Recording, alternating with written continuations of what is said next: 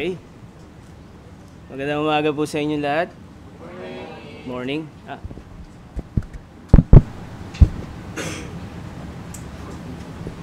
Okay, so we have a foreigner.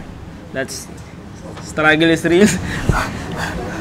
So I have to speak again in English, but I think we have interpreter beside our friend, Deboraj.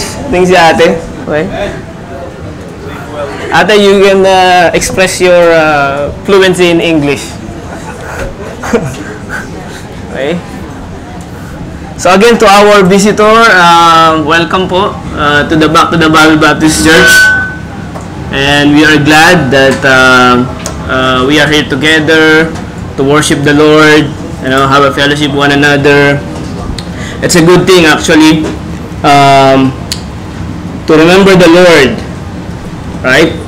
Every day in our life, right? So we have to be grateful despite of circumstances or events in our life. Still, we have to be grateful because He is the Creator of our life. And again, still we are in the theme of spiritual warfare. Okay? And this text is actually have been preached on the Sunday, and just to put some additional context, and then I think the Lord lead us to, of course, to study this text, okay? Because it's a good thing that every one of us, the follower of Christ, should exercise or understand the scriptures regarding to Jesus Christ. And if the theme is spiritual warfare, as we all know that in our day-to-day life, we have a battle, right? I don't know what battle you are facing every day, but all of us is not actually escape on this battle every day, right? Especially, for example, when you wake up, you see your wife sa battle. No, I'm just kidding. It's a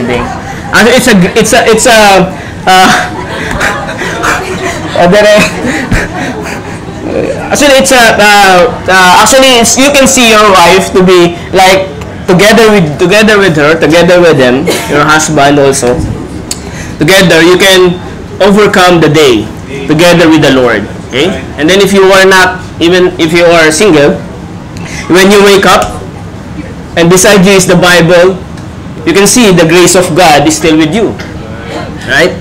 And reach out to your family and brothers and sisters. And then when you go out, you encounter many people.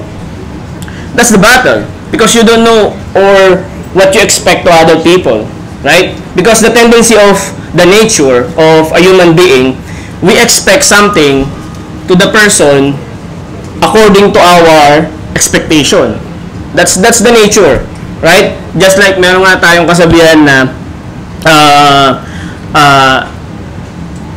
yung ugali ko, it's depende sa ugali mo, right? But in biblical, it is different. In biblical term, is very different. Okay, so that's why we go to study. So in every day of our life, it is a battle. It's a challenge for every believer, of every follower of Christ, right? So it is very important to know the Christ in your life, right? If it's Jesus Christ's priority in your life, His character, His nature, His attitude, the way He thinks, the way He acts. If we remember those things and put priority in our life, I think somehow we will survive the day, okay? And be grateful when we go to our bed and pray and sleep. Frustration, disappointment, everything is there. It's a battle, okay? Especially yung mga taong nakakasalumuha natin. It's very we don't know yung response nila sa atin, despite, for example, you do some good things and then they respond back with the bad things, and you will ask yourself, it's not right to be treated like this, right? Because you're expecting something that which is according to your expectation. So now, on this particular event, Satan is roaming around, right? And Satan and the devil is trying to take this opportunity to lead you to sin, or to lead you on this dangerous zone, right? Because our nature in the flesh is easily to attract sinful nature because we are in the body, like we are not yet holy. Positional, we are holy in the sight of God, but practically we are not holy because we are exercising to be holy, right? Sabi nga sa Romans is no one righteous, no, not one, right? So it is very dangerous to all of us that we should know how to deal or how to identify the enemy. Okay? And we're going to talk about the book of James. Actually, one particular parts of the body is maybe somehow Satan or the devil use this particular part of the body to attack you, to destroy you, to break your peace. And the worst is, through that small part of the body will lead you to hell. Because on this small part of the body, there's a power on this. James very particular on this part of this body, that it will lead you to the destruction. Okay? But of course, James is also not lack on his scripture that he will identify to the hearers or to the Jew of the audience that there's somehow how to resolve this kind of attacks of the devil. Okay? And we're going to discuss is about the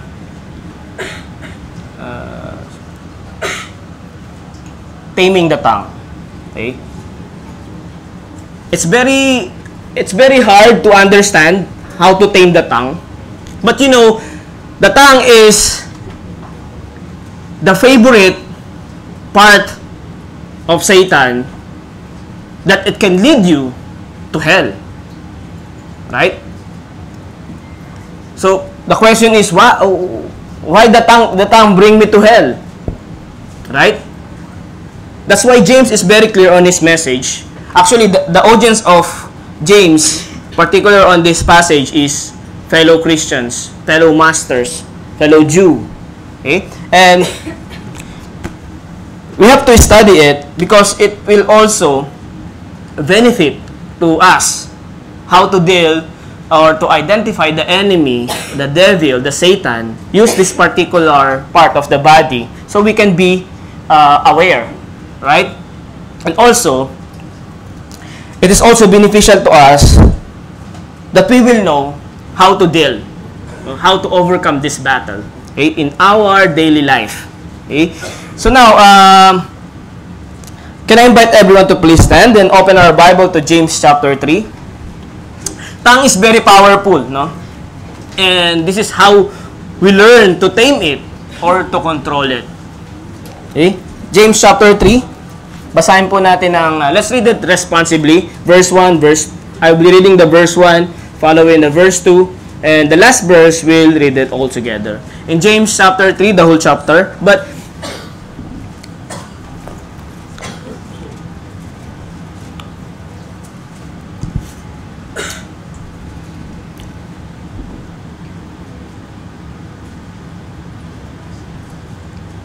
okay, everyone is there? Alright, I'll be reading the first verse and they follow in the second verse. James chapter 3, by the power of the Holy Spirit, through James, spoke in the name of Jesus Christ, and he said here, verse 1, my brethren, be not many masters, knowing that we shall receive the greater condemnation.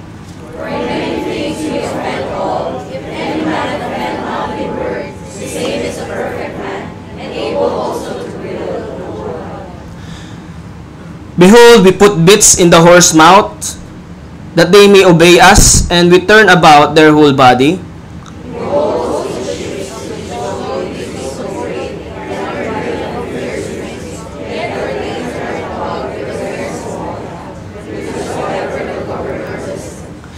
Even so, the tongue is a little member, and boasteth great things. Behold, how great a matter a little fire kindleth.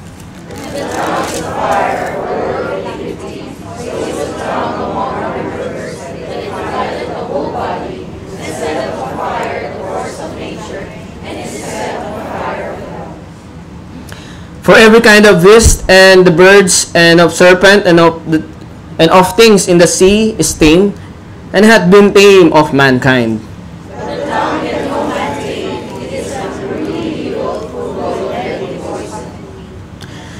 Therewith bless we God, even the Father, and therewith curse we men, which are made after similitude of God.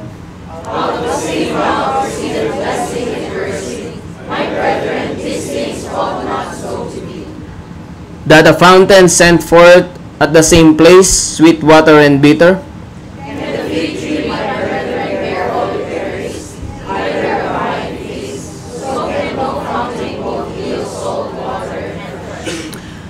who is a wise man and endued with knowledge among you, let him show out of good conversation his works with meekness of wisdom.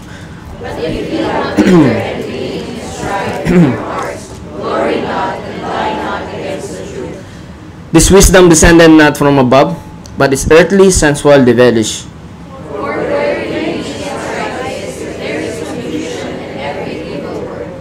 17, but the wisdom is from above, is first pure, then peaceable, gentle, and easy to be entreated, full of mercy and good fruits, without partiality and without hypocrisy. And let's read it all together in the verse 18. And the fruit of righteousness is shown in peace of them that make peace. Let's pray. Let's pray all together. Lord, the Heavenly Father, in the name of Jesus Christ, we come before you and this worship service. We lift to you your scripture. Let the Holy Spirit interpret the scripture and deliver it, Father God, that we may understand it well and we apply it to our daily life. Thank you so much, and we also ask for you to be with us in the name of Jesus Christ, our Lord and Savior. Amen. You may be seated, please. Again, taming the tongue, right? So we read it in the whole chapter as we have along together reading the whole chapter of James chapter 3. You will see some key words there, some scriptures or some passages talking to you, and you know what it is. Let's dive in and understand it well. What is James saying, and what is Jesus Christ taught or teaching about this topic? Okay, so let me give you a background about James, the book of James. Actually, James is the half-brother of Jesus Christ. Okay, and James also spent most of his life in the Jerusalem. Okay, nagmi-mission siya. No, yung kanyang almost the whole life of James, he spent his mission in the Jerusalem. Okay, different from the other apostles like Paul, right? Mga sila Peter, they go outside. They go to the other epistle. And also, if you notice, as we read along the James chapter 3, it mentioned there in the verse 1 that at the verse 2 also, it is about rabbi or master.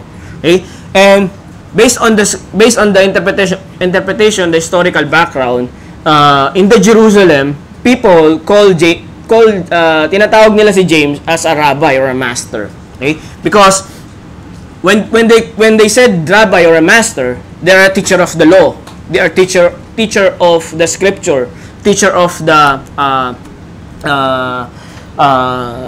book of Moses. So during that time, that's why they call rabbi and master. They call James on this title. But also, there's also a rabbi and master, not only James, because James is also teaching other people and discipling other people. So they are become also a rabbi or a master during that time. And also, he did mission together with Paul. Okay? Pumunta siya sa Galatians and Corinthians, mentioned in Acts chapter 15 to 19. And after that, nag-depart sila. Okay? Nag-depart si Paul and si James when he went to the Berea, si Paul, and their life is in danger. They separate themselves. And then nagpaalam si James. Sabi ni James kay Paul, I will go back to my own city, which is Jerusalem, and I will start the mission there. And that's why he spent his life there in Jerusalem. Okay? And if you notice in James chapter 1, the Greek word, the Hebrew name of James is Jacob, or in the English word is Jacob. Okay? So That's why James derived from. So if you notice in verse 1, sabi niya diyan, my brethren, be not many master. James chapter 1 verse 1. James chapter 1 verse 1. Sabi diyan, James, a servant of God and of the Lord Jesus Christ, to the 12 tribes which are scattered abroad, the greetings. So the way how speak James is binanggit niya yung 12 tribes. So ibig sabihin yung as a interpretation of this book or the Hebrew name James is Jacob, is Jacob. So that's why meron siya mga terminology na ginagamit doon, which is Jacob used that during the Old Testament. Okay? So, and James also in this passage corrected their belief.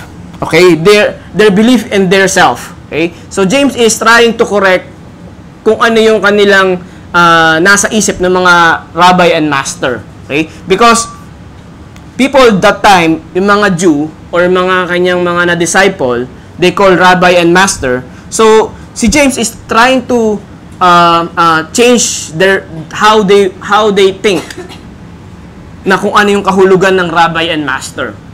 Okay? And also the Jew also on the audience, they trying to argue because the Jew and they called rabbi and master, they trying to counterfeit what James teaching. Okay? Because when they call rabbi and master, they know the oracles of God. What I mean oracles of God?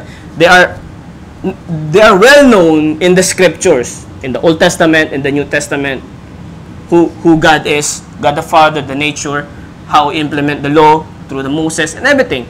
When they call rabbi and master. So James is trying to change the way how they think. Because pag sinabing rabbi and master, mataas yung kanilang level kumpara doon sa mga mabababang tao. Okay? So in the church, it's happened also. Right? Pag sinabing pastor, they are the head of the church. Right? So but the practice there is, you are the pastor, the head of the church, but you are not be above level to the members. Right? So during that time in the church, in James, trying to change how they think. Okay? Because they are well known, well knowledgeable, and James is agree with them because they study the Torah, they study the scripture, the Old Testament. So James is trying to, particularly in James chapter 3, is trying to open the door to them, their mind, that this is somehow the devil will attack you. Okay? Through your mouth, through your tongue. Right? So when you are a knowledgeable person, how you talk and how the words you speak, it identify you are the knowledgeable person, right? Even you are not in good in skills. But when you talk, people might get their attention and listen to you. Right? So James is trying to say that be careful. Okay? I know that you know the oracles of God. Sabi ni James sa kanyang mga tagapakinig, mga disciples, mga kanyang mga tinuturuan. But sabi ni James is, be careful because the enemy, the devil, will somehow attack you on this particular part. Okay? So why? The words come in their mouth because they identify how the character or how they live through their mouth, through their how they speaking. Sabi ni James in James chapter 3, in short is you have to be speak in good faith and a gracious manner. So kailangan daw, ang sabi ni James is pag nagsalita daw yung mga Jew during that time, mga rabbi, they call master, is they have to be careful on what they're saying. Okay? And because this is the enemy's playground, that they might be somehow influence their life, right? Because it will bring fruit. Okay? Pag may tinanim ka talaga, it will bring fruit. Okay? Hindi pa pwedeng wala. Okay? You may question that pag nagtanim ako, hindi naman bumunga, namatay. But that's the fruit. Hindi siya nabuhay, namatay siya. There's also always an output. In everything that we do, there's always an output. So that James is saying here how they control their mouth, how they control their tongue. Because this is the tongue that they can use. Either the person be convicted the person will go to hell, the person will go to heaven, the person will change their life, the person will get worse. Right? It depends on how they speak during that time. Okay? We have the few points to understand, or James reveals some few points here that how to tame the tongue. Okay? In the first point is learn to bridle and put bits in the mouth. Okay? Which in short is self-control. Okay? In James chapter 3 verse 1, sabi dito, my brethren, be not many masters. Okay? Kasi they claiming themselves because they know the broad of the oracles of God, the teaching of the scriptures. They think they are masters. So sabi ni James, be not many masters. Don't be like many masters. Okay? That we shall receive the greater condemnation. Because being a master or a teacher, you have a higher or greater judgment in the sight of God. Okay? People wants to be a teacher. People wants to be a preacher. But when you claim to be a preacher, to be a teacher, there's something on your back. Hindi yan pwede na, I want to be a preacher, I want to be a pastor, I want to be a teacher, I want to be a preacher. Na ganun-ganun lang. Sabi ni James here is, knowing we shall receive the greater condemnation. You have a greater condemnation. You have a greater judgment. Okay? When time comes. Okay? So James is saying here is the greater responsibility. Okay? Greater responsibility into man, and also greater responsibility to God. You have a greater condemnation to man when you teach, when you preach, and you also greater condemnation to God when you interpret the Bible and deliver it. So it comes to their mouth. Okay, ang ibig sabihin ng master dito, saan natin? Okay, master. Okay, ano yung ibig sabihin ng master? It's primary nation of the teaching. So anyone can teach the scripture, you could be a master. Right? That's as simple as that. Okay? Are we a teacher of the scripture? If you interpret the scripture and you teach the scripture to other people, you are called a master. Okay? So hindi yan yung master talaga na master. Hindi yun. Okay? Master is when you teach, interpret the Bible, you call a master. Okay? Because you have a greater condemnation. You have a greater responsibility to man and to God. The notion of teaching, render master, and the word master is often used in the New Testament as it with us to denote an instructor. So you to instruct the teaching of God to the people. As a schoolmaster, rabbi, teacher of the law, we are a teacher of the law with the scripture and the instruction of Jesus Christ. So all of us, a follower of Christ, is teaching the instruction of Jesus Christ. Right? So this is a big responsibility, and you have a greater condemnation when you talk, when you utter a single word to your mouth. Okay? Why? For that reason, in James chapter 2, okay, in James chapter 2, sabi diyan, for if many things we offended all, because when you talk, you cannot hindi mo mapipili yung sino yung ma-offend at hindi ma-offend.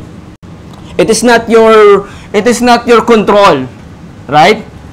So it depends on the person, the hearer. Sabi ni James na when this person is offended, it is good for him because somehow he can be corrected. But if not offended, sabi ni James here, sabi dito, if any man, because there's two things when you talk and when you have a conversation to other people, there's two things that they respond. It may be hatred to you. Okay? Magagalit siya sa'yo kasi he's offended, or otherwise he take it this as a instruction. Okay? So you cannot control that. Sabi ni James, if any man offended not in the word, if you talk and then is not offended, the same is a perfect man. It means that he is conscious, sabi diyan, pure and honest, and able also to bridle the whole body, because he's control his body, his self. When I receive that unjust words, for example, ganyan ka, ganto. It is on my responsibility to respond, whether it is good, or I will respond also in the bad manner. It is my control. Right? But James says here, if you receive this kind of words, okay, if any man offended not in the word, it means might be the word is strong for you that you might offend, or your trigger, your anger, your hatred, your consciousness to respond the same way. Sabi ni James here, the same is a perfect man, is able to bridle the whole body. If you have a self-control, you bridle your mouth, you will bridle the whole body. Okay? Only the utterance of your mouth. So if we receive something, sabi ni James diyan sa kanyang mga followers, mga disciples, mga nililid niya, mga rabbi, master, sabi nila, when they respond back to you, shut your mouth. Don't respond back according to what they are doing. Because you will become pure and honest in the sight of God. Hindi ka nila masisilipan ng mali. But if you respond back, then the Satan and the devil is there. Is trying to attack you and until bring you low. Pag meron tayong argument, di ba? Argument. Right? Argument dito, argument dito. Argument dito, argument dito. Diba? So, hindi matatapos yan. Otherwise, someone will stop or the other one will stop. Shut their mouth. And the conversation will done. Right? So, that's how James saying here. Okay? So, that's why the teaching of the word, when they said that my attitude and my character depends on you. The teaching of the scripture is different. When you are treated unjustly and receive something that is you are not deserved, the response for you is, sabi dito, the same is perfect man and able to bridle the whole body. You have to bridle their whole body. Because this is the enemy that will attack you and you commit sin. Verse 3, behold, he puts in the horse mouth that they may be obey us, and we turn about their whole body. So James is given an example that he puts the bits on the mouth of the horse. Right? So tinagyan niya ng tali dito, takip sa mukha, takip sa mata, and then who control the horse? Yung tao na may hawak sa tali. Diba? Left, right, the horse will follow. That's the illustration of James. So if we bridle or put the bits in our mouth, the body will follow. Okay? Self-control, they control the person.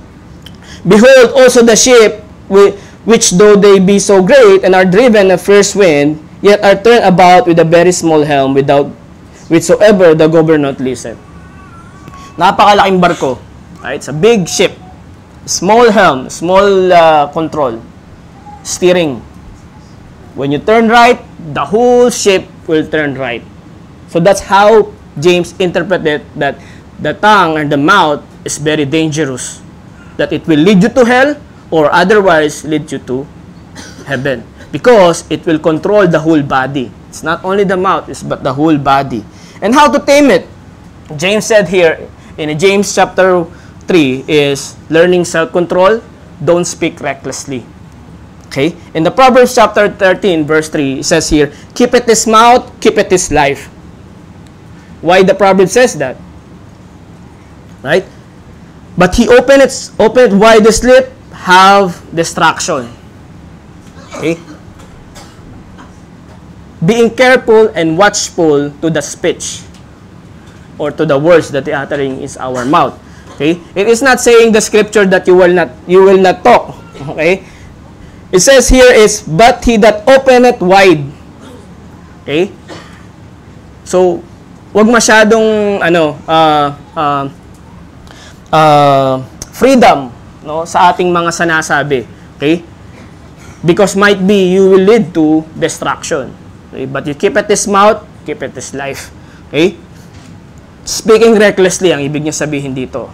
So, we don't have to speak recklessly because it will lead you to destruction. Yung open it wide. Okay? Sabi dito, there's two things in how you speak or avoid speaking recklessly. Number one, sabi niya, self-profiting speech and the speech of a good man. Dinivide niya sa dalawa. Either you have to choose, right? Because it is your body. It is your body, right? It is not mine. And James says to his fellow Jew, na sabi, this is your body, this is your life. But I'm going to teach you. But by the end of the day, by the end of this teaching, you are in control of your mouth or your tongue. The self-profiting speech and speech of the good man, which is enlightened, truthful, pure, generous, is of service to himself in many ways, but it promotes the development of his own spiritual being.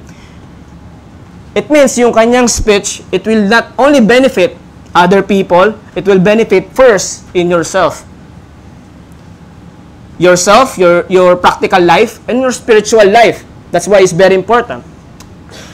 He gratifies his own moral nature, yung practical mo, and produces here results which are delightful as an observation. It's spiritual for you, practical for you, and the hearer. Good benefit if you don't speak recklessly.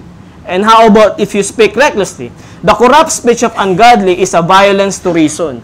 So it means, when you utterance a word, it's nothing to good on the hearer. You delivering a destruction. Okay? Conscience, social propriety, and the sinful tongue of the transgressor inflict the most violent injuries of his own nature. When you deliver the words, speaking recklessly, you are not only attacking other people, but attacking your own nature, your own self. Because sabi ni James is, unti-unti mo nang dinadala ang iyong sarili sa hell. If you attacking other people, you might hurt them, but you are also, sabi diyan, injuries of your own nature.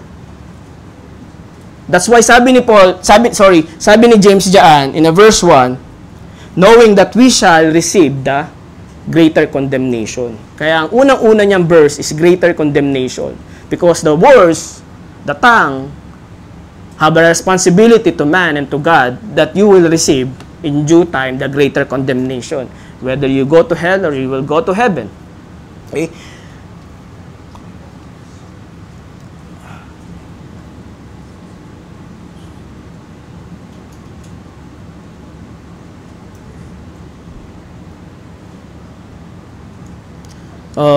Proverbs, Psalms. Okay, so wala yung Psalms. Let's open our Bible to Psalms chapter 39, verse 1. And sabi dito, the Psalm of David, sa Psalms chapter 39, I said, I will take heed to my ways, that I sin not in my tongue. I will keep my mouth with a bridle, while wicked is before me. It is in the time of the Old Testament, in the Psalm. It says that it's better to bridle my mouth so I did not commit sin. Because this psalmist knows that this mouth or the tongue might be a dangerous, it may be a cause to bring me to hell. So that's why the psalmist says, I sin not with my tongue. So I will not commit sin on my tongue. I will keep my mouth with a bridle. Means, what is the bridle? The scripture. The bridle is the scriptures. As we go along, we will see the manifestation of the bridle into the life of a person. So James reminding the Jew that even they have a knowledge to the oracles of God, they have to control their tongue. Okay? You have a knowledge, that's fine, amen, but you have to control your tongue. Because it will justify them. It will justify you as a person. Okay? Because you will receive a greater condemnation if hindi sila nag-ingat sa kanilang mga dinideliver. In Matthew chapter 12, verse 35, it says here, a good man out of a good treasure of the heart bringeth forth good things, and evil man out of the evil treasure bringeth forth evil things. That's the law. Okay? So we cannot say that the words that he's speaking to his mouth is not from the heart. Okay? So it says here, it's very clear. Jesus says in Matthew 12:35, 36, but I say unto you that every idle word that man shall speak, they shall give account thereof in the day of judgment. Kaya sabi ni James, and the words of Jesus Christ is parallel together. You will have received greater condemnation, and Jesus says you will be account in a day of judgment. It's the same word. So it's very dangerous. Because Jesus knows that the devil, the Satan, will use this opportunity. Okay? So we have to be careful and aware.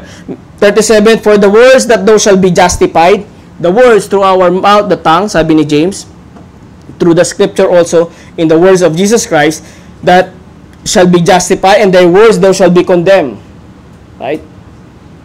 It will identify you immediately. The words justify, you will be condemned. Okay? Self-control, strap it, bridle it, our tongue. Because it will justify it, and it will condemn us. Very dangerous. That's how Satan works. Okay? Learning self-control, don't speak recklessly. Okay? Don't speak recklessly. Pangalawa, learning self-control, under learning self-control is slow to speak and swift to hear. Okay?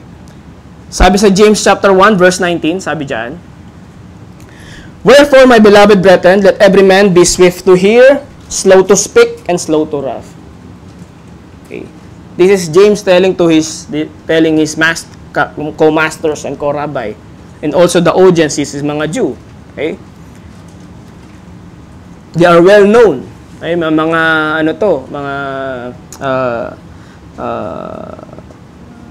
ang sabi nila is hindi to mga mangmang, mga tao na to in Tagalog, no? For the wrath of man worketh not righteousness of God. Okay? So ibig sabihin diyan is let every man be swift to hear, slow to speak. Okay? So it's better to listen. Kaya some other people, if you are in deep trouble or you are in the battle in life, the person that wants to go to their friends or to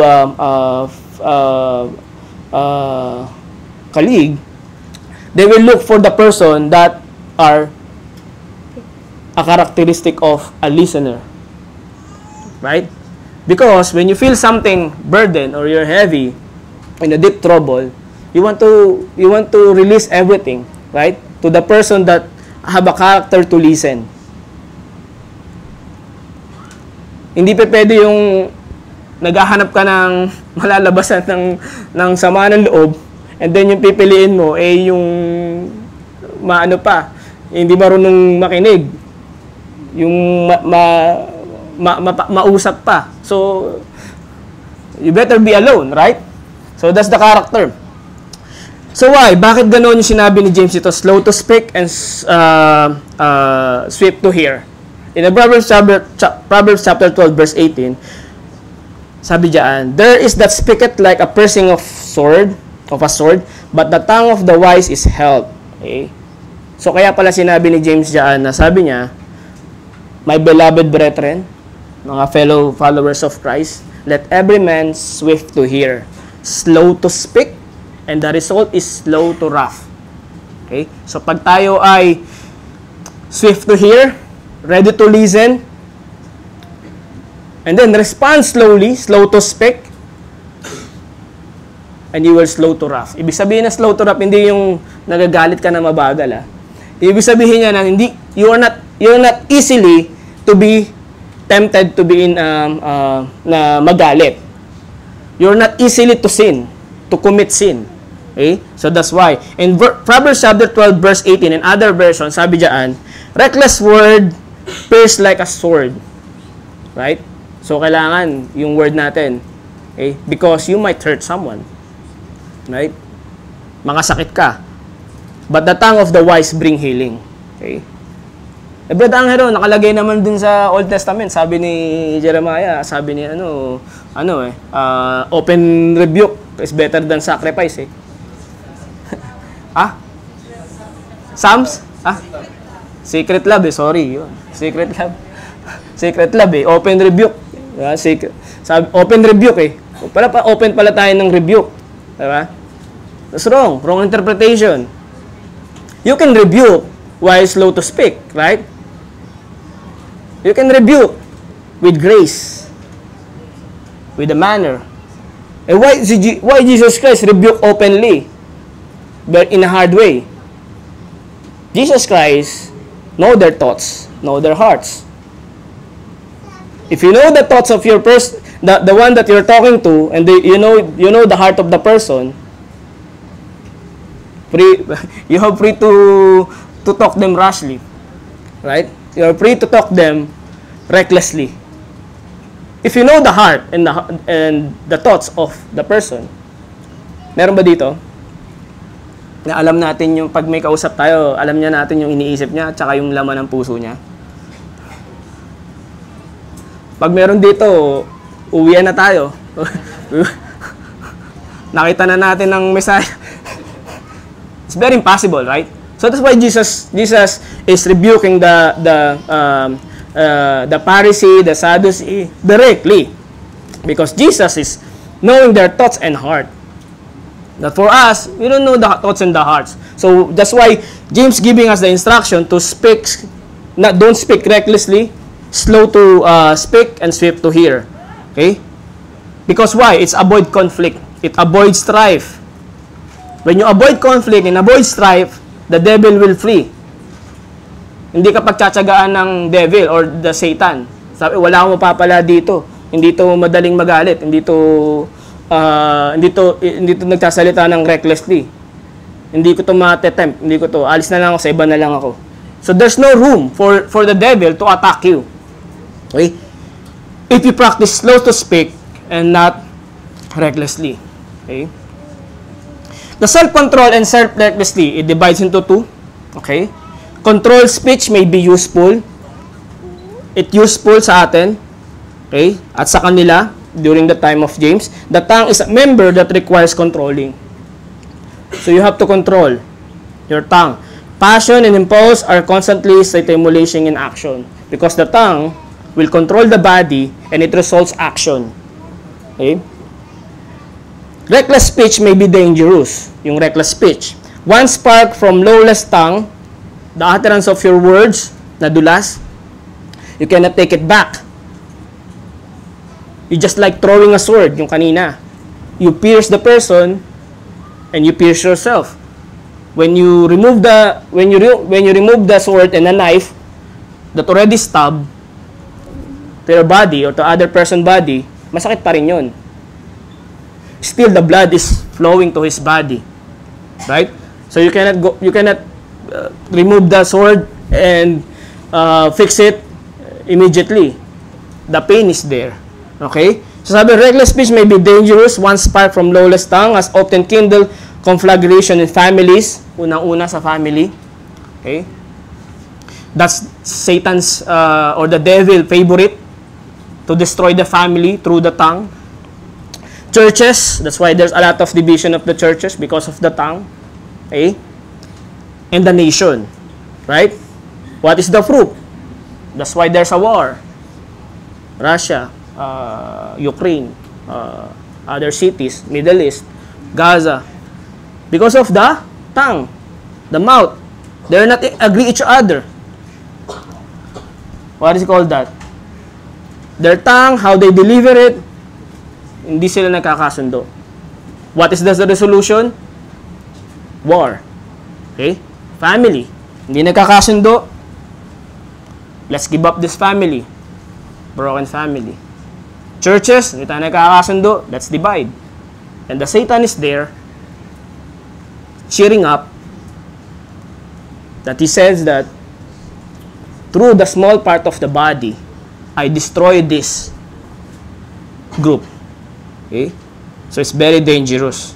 Okay? Sabi diyan ni Dr. Thomas, sabi diyan, give not the tongue too much liberty lest it take the prisoner. Para kang slave na nakakulong. James reminds his fellow Jew that they have to be careful to their speech, to their tongue, because there's a responsibility on it. Because the devil or Satan may use this, okay, if we are not be careful. Learning self-control on that is don't speak recklessly. Speak slowly and swift to hear. And the second point is learn the mouth can be unruly evil. So we might understand that the mouth and the tongue can be unruly evil or can be a good. beneficial to other people. Right? It will decide. Okay? Kaya, sinasabi ni James here, tinuturuan niya yung mga kapwa niya, masters, or mga rabbi, na they have an authority to speak, they have an authority to deliver.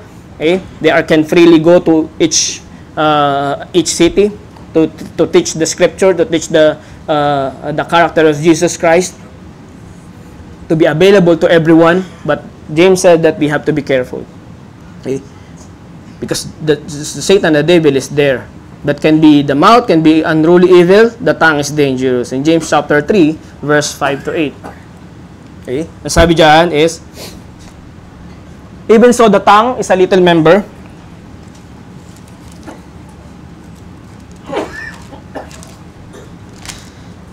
Even so the tongue is a little member, and the boasted great things. Behold, how great a matter of a little fire kindled.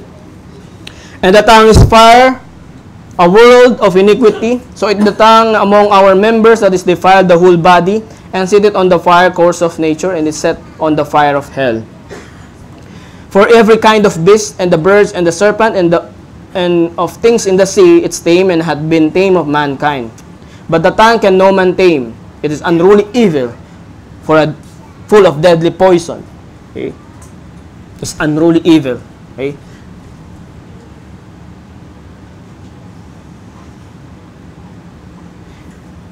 It says here that it will cause the destruction of the life of every person, both body and soul. Okay? Unruly evil. Okay? Bakit? Bakit unruly evil yung discuss ni James? Okay? Because there's an effect of the tongue. Merong siyang, kaya sinabi ni James unruly evil, there's an effect if you practice unruly tongue or speech. Ang effect niyan is that the tongue will cause pride. Kaya sinabi niya unruly evil. Okay? Sabi diyan, so even so the tongue is a little member, boasted great things. Okay? So the tongue or the mouth can boast great things. James is very honest. Right? Because how we boast? Through our tongue. Right? Behold how great manner little fire kindled. We watched yesterday together with kids sa Our Planet sa Netflix. And diniscuss doon yung the danger zone. Nakita namin yung mundo natin is leading to the danger zone. We are in the safe zone, and because of the knowledge of the people, we are crossing the boundaries of the earth. There's a level. Green, it's okay. Planetary something. No, there's science. So we are in the crossing of the boundary, which is red zone. When you're crossing the red zone, there's a trigger around the world. That's why merong mga flood, heavy rain, earthquakes, yung mga natural disaster. And we see binalik doon yung Australia, yung nag-fire. 'Di ba? Nasunog 'di ba yung where it starts? Small fire, right? So that's how fire is very dangerous. So James is very clear on his message that how great a matter a little fire kindled. So the tongue is a fire, like a fire. Okay? You like throwing fires. So it's very dangerous. Okay? So on this context is James is talking to his fellow Jew that who calling them master and rabbi. Okay? That's telling them na sinasabi dito na you have to be careful. Huwag kayong masyadong mayabang sa inyong mga sinasabi. Okay? Because the great matter of a little fire kindled. Okay? It will cause you danger sa inyong life, sa other people, the hearer. Magkakaroon ng great conflict to other people. Okay? And the devil will use this opportunity to attack you because the tongue will cause pride. Okay? Being boastful na lumalabas sa kanilang mga bibig, no? Yung binanggit natin, it will destroy the family because of the pride, destroy the church, destroy the nation because of the pride. So that's why sabi ni James sa verse 5 is even so the tongue is a little member. Malit lang na parts lang siya eh. boasted great things. Marami siyang mga great things na lumalabas. How great a matter, maliit na fire, but it can burn the whole city. Okay? Because of Satan will use this opportunity. Okay? There's a backup of the evil things around that to support that to destroy. Okay? Sabi diyan, the tongue is like a little fire, can cause a great trouble and possibility to destroy relationship with God and the brethren, the church, and the family. So that fire can cause the unang-unang madidestroy niya. What? That's what the devil and Satan wants. To destroy you with the relationship with God. Okay. Satan will use the mouth or the tongue as a fire para mag-depart yung inyong relationship sa Panginoon. Okay? The brethren, the church. Okay? How it origins. No? Why the devil and Satan knows it? Right? Because it's the author of that. In Isaiah chapter 14 verse 12. Okay? Sabi diyan sa Isaiah chapter 14 verse 12, how are the Lucifer talking to God? Okay? Through his mouth, through his tongue. Okay? How art thou fallen from heaven, O Lucifer, son of the morning? How art thou cut down to the ground, which this what weaken the nation? You are weakened the nation. For thou hast said, through his mouth, to his tongue. Okay. In thine heart, yung sinabi ni that's why Jesus is very clear on this passage that the tongue is very dangerous, that it can bring you heaven and hell, or to hell. Because sabi diyan is thine heart. Okay? So it defile you as a man. Okay? I will ascend into heaven, I will exalt my throne above the stars of God. I will sit also upon the mount of the congregation in the sides of the north. I will ascend above the heights of the clouds. I will be like the Most High, yet thou shalt be brought down to the hell, to the side of the pit. So Satan doesn't want to be alone in hell. He wants to bring the peculiar people of God, which is us. That's why he will use this opportunity to use the tongue, because it's the origin, the effect of the tongue is pride. I will. He will inflict. It's very effective. Because the declaration in verse 15, sabi nin diyan, you will brought down to the hell. So if you boasted great things, the effect of your tongue, the result will be in hell also. So Lucifer, Satan, the devil, whatever his name is very clever. Okay? So James is very clear that boasted great things in James chapter 3 verse 5. The worst is it will cause you and bring you to hell. Okay? And this also Satan, the devil, will use us against us, trying to influence our speech. Okay? That we can commit the same sin and fall. Okay? Boastful or proud things in our tongue. Matthew 18.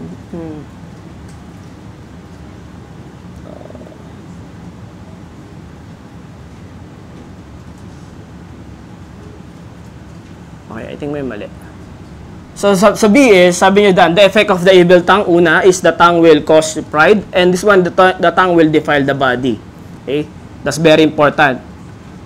People might say, no, the worst that it will not defile me. No, wrong, my friend, brothers and sisters. The worst, the tongue will defile you. Okay?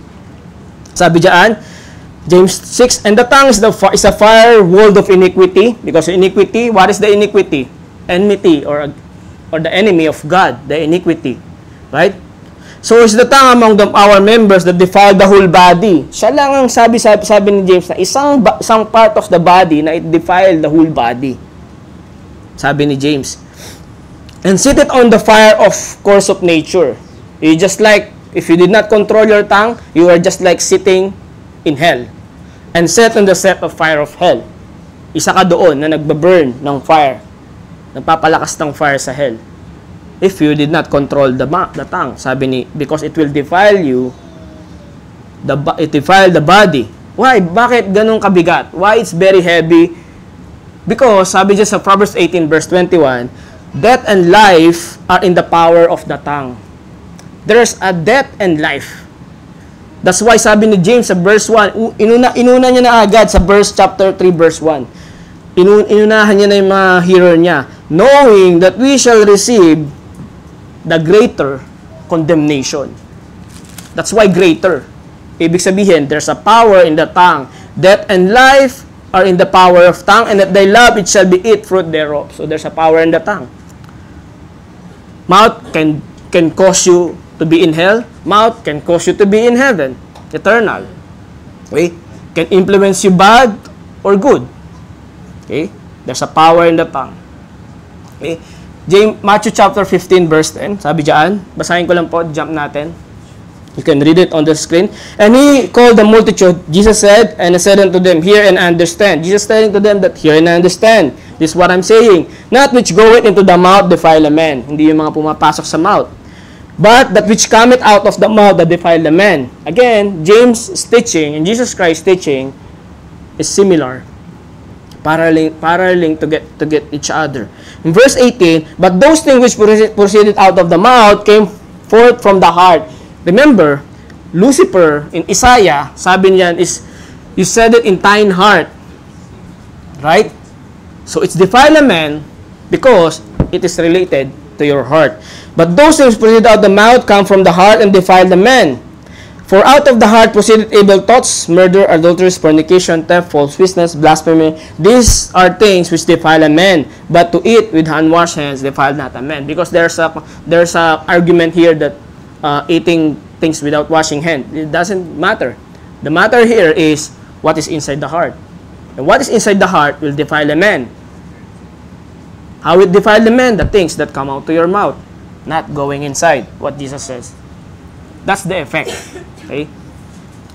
Learning that mouth can be unruly evil. The tongue is very dangerous. The tongue, the effect can cause you pride. The tongue can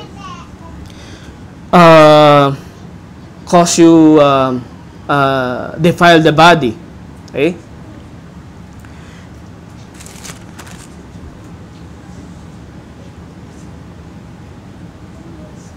It's James chapter 3, verse 6. Defile the whole body. Okay?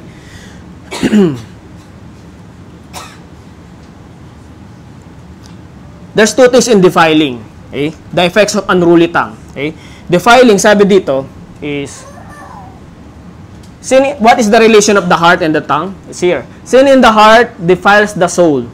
Kaya it's very dangerous. There's a power in the tongue. There's a life and death in the tongue. It defiles the whole body. When uttered by the lips, this comes to the lips, right?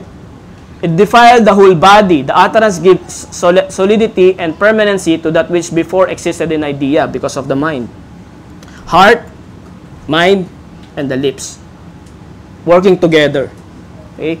True, all communications are not equally polluting, yet there is a stain left. If you think that is not polluted, but your heart, it is polluted, it doesn't make difference. Which nothing but the Redeemer's blood can ever wash. Ibig sabihin, ang makakapaglinis lang dyan ay Jesus Christ.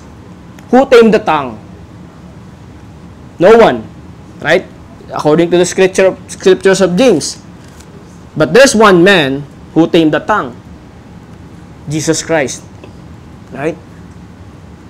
Destruction. Look at the individuals, what malignant passion it was kindled them. Visit families and animosities and existing extinguishables, feuds, survey churches, nation. It has kindled flames of war and spread desolation because of the tongue. Okay? It cause of the tongue.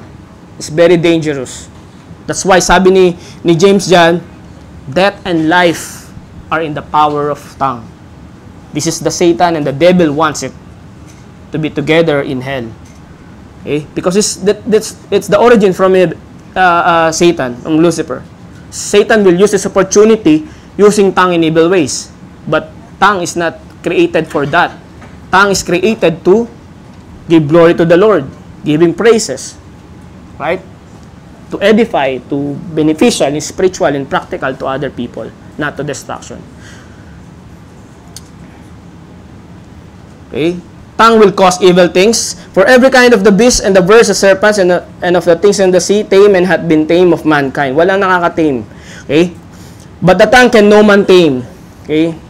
Who can tame it? The Holy Spirit can tame it. We have the Holy Spirit through Jesus Christ. So that's why James is not lacking his instruction. That you have the Holy Spirit, you can tame it. This is how you follow it, how to tame it. But it's up to you. By end of this teaching, it's up to you if you will follow it or not. It is unruly evil, full of deadly poison. Okay? Out of the tongue can be evil and deadly poison, which is very dangerous. James is a warning, cautions to every believer, okay, that the enemy will use this to defile the body, to defile a man. Okay? In James chapter 3, verse 9, therewith bless we God, even the Father, and therewith curse we men, which are made after the simulation of God, and out of the same mouth proceeded blessings and cursing. My brethren, these things ought not so to be. Choosing the right word and choosing the right speech. Pwede ba natin pagsabayin ng blessing and cursing in the sight of God? No. That's why James is very clear that you have to separate it.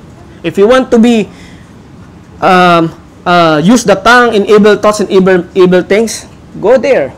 You are free. Okay? But sabi dito, it's choosing the right word. Sabi diyan is we bless and we curse. Hindi nyo pwedeng pagsamahin yan.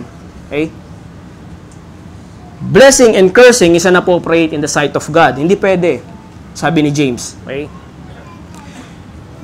Matthew chapter 5 verse 22. But I say unto you that whosoever is angry with his brother without a cause shall be in danger of judgment. And whosoever shall to his brother, there are two things. Yung pangalawa, yung angry without a cause, ay una, tapos yung pangalawa is, someone will say to his brother, Raka, shall be in danger, saying to his tongue, Raka, shall be in danger of council of hell. But whosoever shall say, thou fool, thou shall be in danger of hell of fire. Ano yung ibig sabihin ng Raka and fool? Okay? Ang Raka, ibig sabihin empty one. Okay? Yung sinasabi nating bobo ba? Diba? Tagalog. Or I-N-U-T-I-L. Right? Empty one. Or yung walang silbi. Worthless. That's Raka. It's very dangerous that we don't know. Right?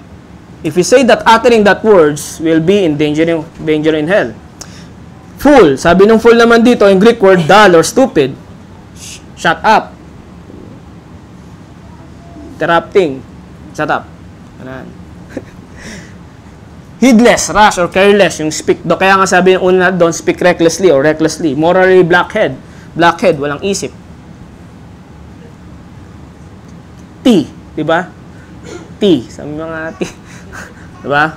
Wag nating sabihin ng mga ganyan. No? Habang masakit siya eh. Baga, pero talaga dapat.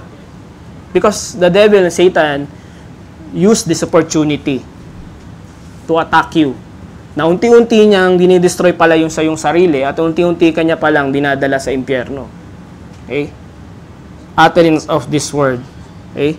Kind of this tongue is from evil. Okay? Romans chapter 3 verse 13, sabi yan, the throat is open sepulcher, mabaho. Their tongue, sa tongue, use deceit. Okay? The poisonous ass is under their lips, whose mouth is full of cursing and bitterness. It's related to each other. I think makapag-explain nito is, medical to eh. Throat, tongue, lips. Magkakakonekta yan eh. Kasi kami mga doktor. Joke lang. Throat, tongue, lips, mouth, the whole. Right? Ang napakagaling ni Paul, how he delivered the message.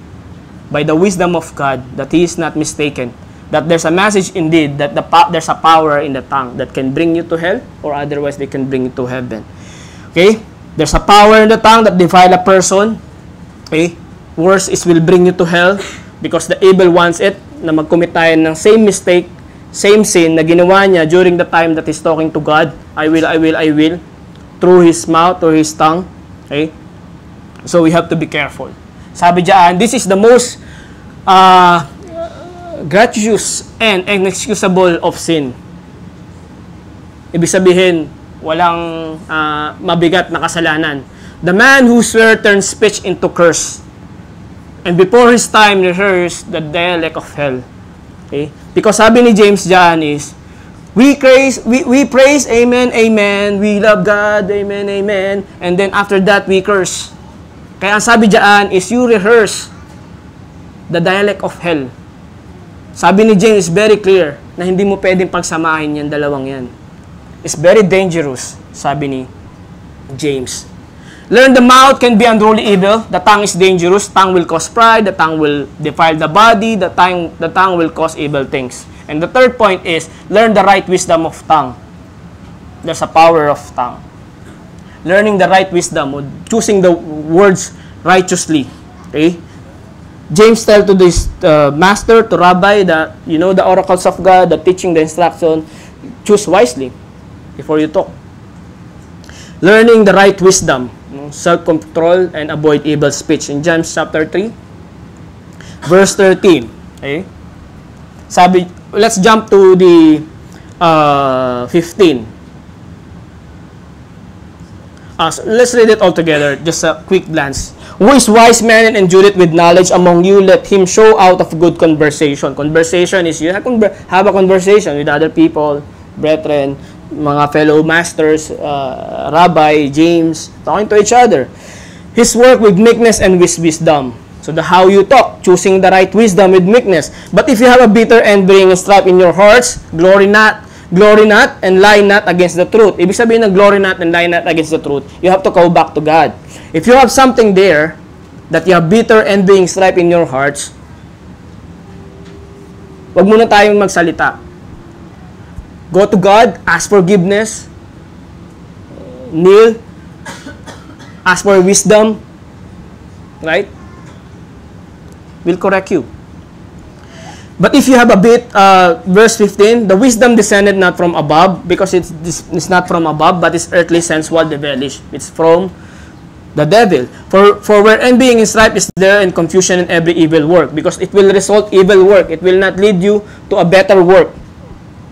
It results you evil work. But the wisdom that is from above, ito yung wisdom from above, choosing the right words of speech, of tongue, because it's pure. When you speak, which is choosing the right words, is become pure. Clear from the hearer. Peaceable, pleasant. Okay? You are making peace. You are not making division, or you are not making conflict. Okay?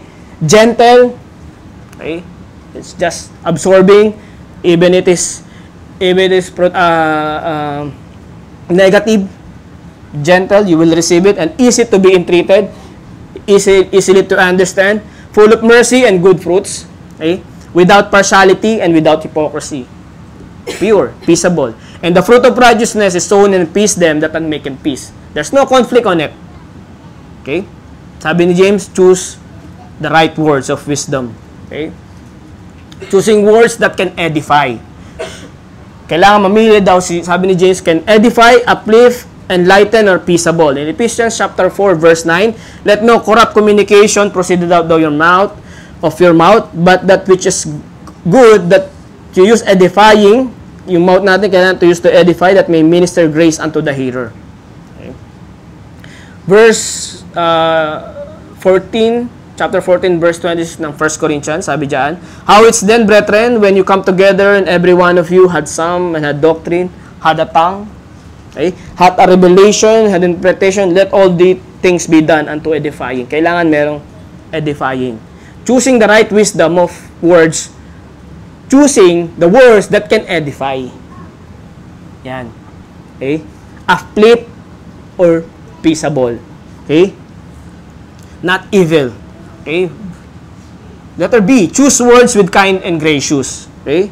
Kailangan with kind, gentle. Diba? Sabi ni James dyan, gentle and easily entreated. And gracious. Why is very important? Proverbs 15 verse 1, a soft answer turn away wrath. Okay? Pag meron conflict, you will respond with a soft answer. Okay? And then it will subside. Parang pinatay mo yung apoy. Diba? Soft answer. Dali. Soft answer. Hindi. Wala na.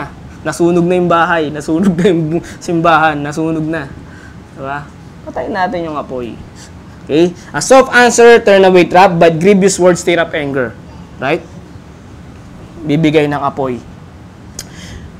That there's no room to evil to attack. Right? Soft answer. There's no room. Okay? Wag natin bigyan ng pagkakataon ang devil or Satan opportunity, to attack on this kind of event in our life. Colossians chapter 4 verse 6, let your speech be always with grace. Choosing the right wisdom of speech with kind and gracious. With grace. Ano yung grace? Maraming fruit ang grace. Mercy, love, peaceable, kindness. Okay? Seasoned with salt. Because why? Because it leaves a mark. Right? When you speak with grace, with love, with mercy, tatatak yan sa taong kausap mo. Promise. Hindi ka niya makakalimutan. Mag-depart kayo, hindi ka niyan makakalimutan. Pero pag nagsalita ka rin naman ng di maganda sa iba, hindi niya rin makakalimutan yun. Diba? But choosing the right words. Okay? Seasoned with salt. And you may know that you ought to answer every man. Okay? So at least, responsible yan. Responsibility ng lahat ng Kristiyano. Okay? Kanina, binigyan natin yung example, yung unruly evil tongue sa power, the origin of Satan. Meron ding origin ito. Yung kaya tinuturo ni James ito. Sino ang origin niyan? Jesus Christ. Right? Kaya niya tinuturo yan. Yung tongue, na choosing the right words of speech. For even into where you called, because Christ also suffered for us. Nang hirap siya. Leaving us an example, He leave a legacy to be a follow Him in His life, His manner, His character, to follow Jesus Christ in all, that you should follow His step. Yung kanyang mga ginagawa. Who did no sin, neither was guile. Yung guile, ibig sabihin yung complaint, deceit, trick, sa kanyang bibig, found in His mouth. Hindi mo nakita sa kanya. Nag-suffer siya, pero nag-respond siya ng mabuti. Hindi siya nag-response according dun sa treated sa kanya ng mga tao. Okay? In parallel, in Isaiah chapter 53 verse 3, sabi diyan, He is despised and rejected of men, a man of sorrow and acquainted with grief, and He would hid as it were our faces from Him. He was despised and we esteem Him not. So wala siyang napala. He has been suffered for when He came in this world, stepping on His feet in this earth, on the foot, wala. Nag-suffer siya. Okay? Surely He had borne our griefs and carried our sorrows, sa ating mga kasalanan, sa ating mga kahapigatian, sa ating mga kabigatan, yet we did esteem Him stricken. The response of that is, instead of love and mercy, we stricken Him. Pinalo pa natin siya ng mga kasalanan natin. Okay? Smitten of God and afflicted. Nagdusa siya.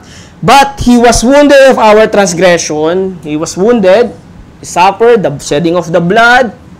Okay? The bruise on His body. He was bruised for our iniquities. The chastisement of our peace was upon Him. To gain our peace is upon Him. The result of peace that we are experiencing right now, because of Him. All we like, and with His stripes we are healed. Because of that, we are healed. Right? And all we like sheep have gone astray, but turn, because of the disobedience of a nature of man, we still disobey, despite of this suffering. Okay? We have turned every to his own way, and the Lord had laid in Him the iniquity of us all. He was oppressed, He was afflicted. There's the key word. Yet He opened not His mouth. He is brought as a lamb to the slaughter. In-slaughter siya eh. Died on the cross. Put nails on His hands and feet, and stabbed in the right body. And as a sheep before her shearers is dumb, you see. So He opened not His mouth. no utterance or evil things to his mouth. Right? Two things ang binanggit, mouth. Not his.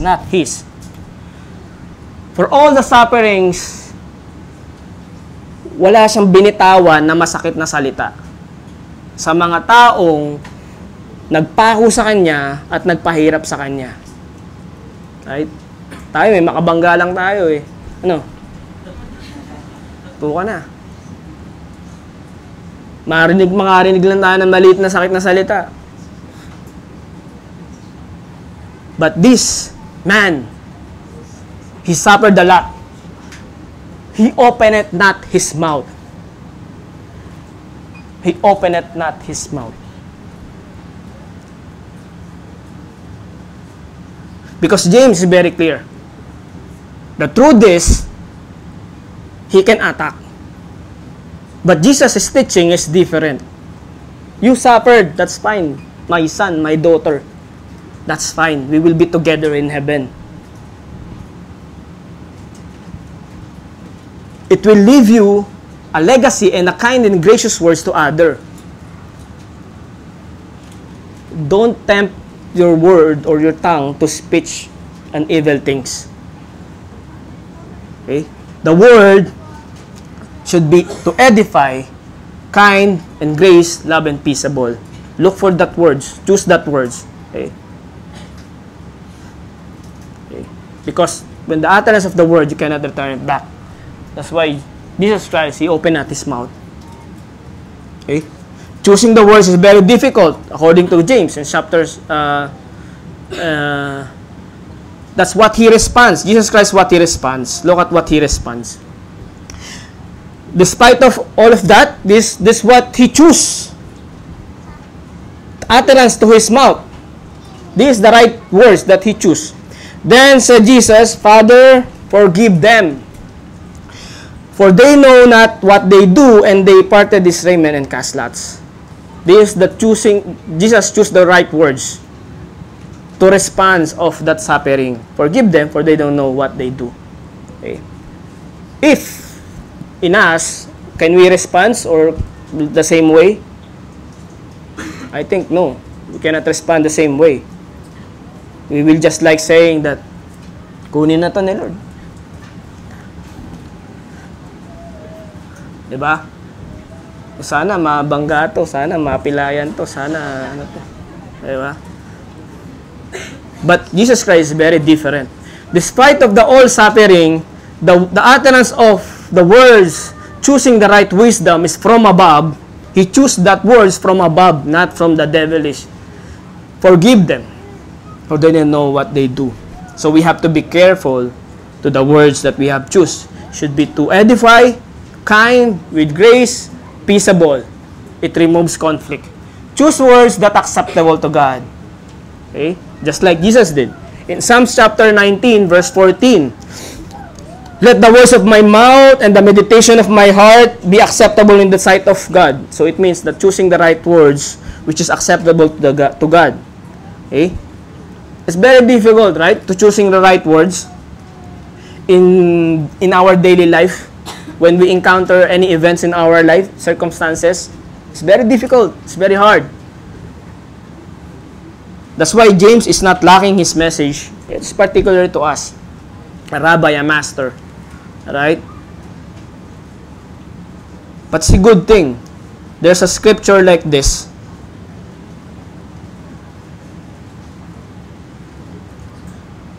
To identify the scheme of the devil, that the devil and the Satan there's no room to attack you in this kind of scheme. Philippians chapter 2 verse 11, and that every tongue should confess that Jesus is Lord, that the glory of the Father and the glory of God the Father. So ibig sabihin dyan is choosing the right wisdom. We cannot put together cursing and blessing. Ba? You have to choose. Jesus choosing that every tongue should confess Jesus Christ. Choosing the right wisdom to deliver them to confess to Jesus Christ. Teach them to confess to Jesus Christ. Teach them to have a relationship with Jesus Christ. Teach them how to follow Jesus Christ. Okay? Do all things without murmuring and disputing, because it avoid conflicts. Okay? Back to our text. Sabi sa text natin, 17, but the wisdom that is from above is pure, peaceable, gentle, and easy to be entreated, full of mercy, and the good fruits without partiality and without hypocrisy. That's how the tongue should be. Okay? Choosing the right words.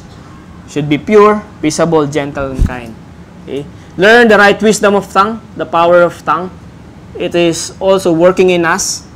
Okay? Choosing words that can edify, uplift, enlighten, peaceable. Ito yung piliin natin. Choose words with kind and gracious. Ito. Choose words that acceptable to God.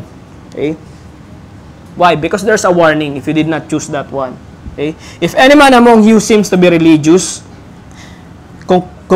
James concluding this message, if any man among you seems to be religious, bridle not his mouth. If you cannot tame your mouth or your tongue, but deceive it his own heart. You deceive it your own heart. You deceive it yourself. If you're not learning how to control your tongue. This is man, religion is vain. Our religion, it means yung worship natin sa Panginoon is vain if we did not learn how to tame the tongue. Okay? In conclusion, that letter is for the fellow Jew, brethren, and fellow servant, mga rabbi and master and teachers.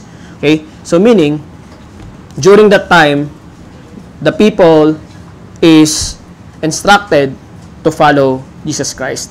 And it is also applied to us that we are instructed to follow Jesus Christ, studying the scriptures. This message is also for us. Okay? A very challenging task, actually. Very challenging task. It's very difficult, choosing the right wisdom, learning to self-control. But the good thing is, this tongue will cause us to bring to heaven or together with Satan. It might be evil or righteous. How to tame the tongue? Learn self-control. Don't speak recklessly. Speak slowly and swift to hear. Choose this one. Learn the mouth can be unruly evil. So we have to choose that. We have to understand the limitation of our tongue. Can be unruly evil. The tongue is dangerous. Okay? There's a power in the tongue. The tongue will cause pride. The tongue will defile the body. Okay? Damnation to hell. Bring you to hell. Tongue will cause you evil things. Okay? And the third is, learn the right wisdom of tongue. The deliverance of your speech. The power of tongue. Choose the words that can edify.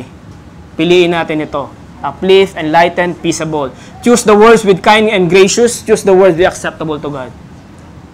This is the message of James to his fellow believers and to other people. Okay? But we cannot do that alone.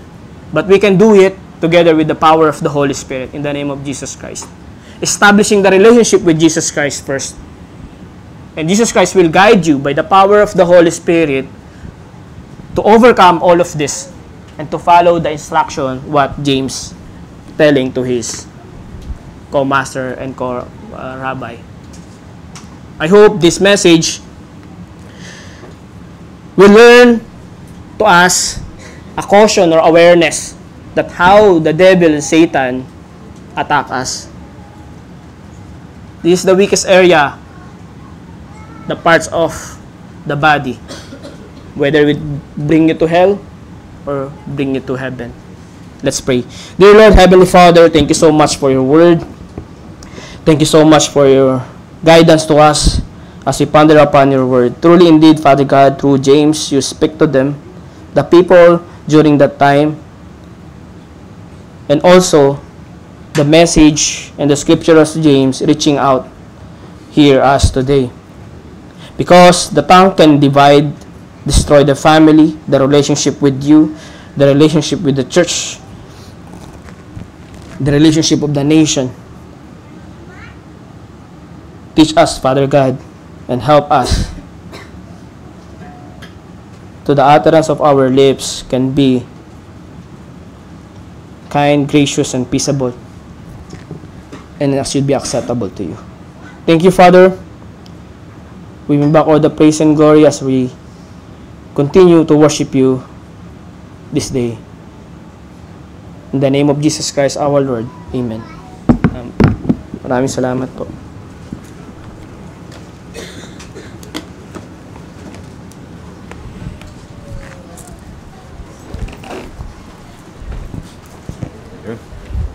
Thank you po, Brother